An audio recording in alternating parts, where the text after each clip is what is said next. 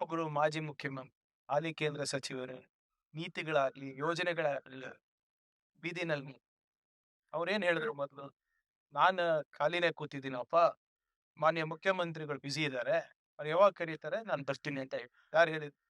ಆಹ್ವಾನ ಮಾಡಿ ಗೌರವಯುತವಾಗಿ ವಿಧಾನಸೌಧಕ್ಕೆ ಬನ್ನಿ, ನಿಮ್ ಜೊತೆ 5 ಜನ ಕರ್ಕೊಂಡ್ ಬನ್ನಿ, ನಿಮ್ದು ಏನೇ ಸವಾಲುಗಳಿರ್ಬೋದು, ಏನೇ ಸಲಹೆಗಳಿರ್ಬೋದು, ಸಮಸ್ಯೆಗಳಿರ್ಬೋದು ಬಗೆಹರಿಸಲಿಕ್ಕೆ ಪ್ರಯತ್ನ ಪ್ರಾಮಾಣಿಕವಾಗಿ ಮಾಡೋಣ ಎಲ್ಲರೂ ಸೇರಿ. ಅವ್ರು ಇಲ್ಲ ನಾನ್ ಬರ್ಲಿಕ್ಕಾಗಲ್ಲ, ನೀವೇ ಬನ್ನಿ ಅಂತ. ಡೇಟು ಚೇಂಜ್ ಮಾಡಿದ್ರು, ವೆನ್ಯೂನು ಚೇಂಜ್ ಮಾಡಿದ್ರು. ಇದು ಸರಿನಾ ಹೇಳಿ?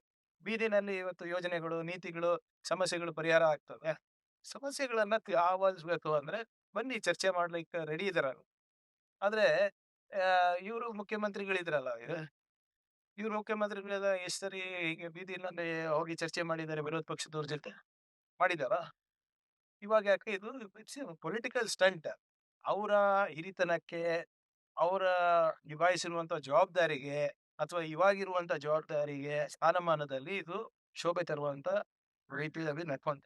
ರೈತರ ಸಮಸ್ಯೆನ ರೈತರ ಮುಂದೆನೆ ಮಾತಾಡೋಣ ಎಲ್ರಿಗೂ. ಸರ್ ಎಷ್ಟು ಈಗ ಈ ರೈತರ ಸಮಸ್ಯೆ ಇರ್ಬೋದು, ಕಾರ್ಮಿಕರ ಸಮಸ್ಯೆ ಇರ್ಬೋದು, ಮಹಿಳೆಯರ ಸಮಸ್ಯೆ ಇರ್ಬೋದು, ಯುವಕರ ಸಮಸ್ಯೆ ಇರ್ಬೋದು, ಯಾವತ್ತಾರ ನೀವು ಬೀದಿನಲ್ಲಿ ಚರ್ಚೆ ಮಾಡಿದಾರ?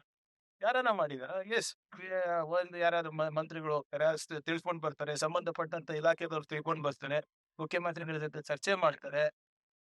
ಇವ ಇದು ವಿಚಿತ್ರ ಪ್ರವೃತ್ತಿ ಬೆಳೆಸ್ತಾ ಇದಾರಲ್ಲ ಯಾರು? ಫಸ್ಟ್ ಆಫ್ ಆಲ್ ನೀವು ಬಿಸಿ ಇದೀರಾ, ನೀವು ಕರೆದಿದ್ದ ಡೇಟಿಗೆ ಬರ್ತೀವಿ ಅಂತ ಹೇಳ್ತಾರೆ. ಕರೆದ್ರೆ ಇಲ್ಲ ನನ್ಗೆ ಈ ಡೇಟ್ ಆಗಲ್ಲ, ಬೇರೆ ಡೇಟ್ ಕೊಡ್ತೀನಿ, ಇವ್ರ ಸಮ್ಮುಖದಲ್ಲೇ ಆಗ್ಬೇಕು, ಅವ್ರ ಸಮ್ಮುಖದಲ್ಲೇ ಆಗ್ಬೇಕು ಅಂದ್ರೆ ಏನಿದು?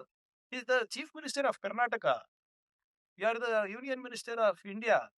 ಯಾಕೆ ಹೀಗೆ ವರ್ತನೆ ಮಾಡ್ತಾ ಇದ್ದಾರೆ?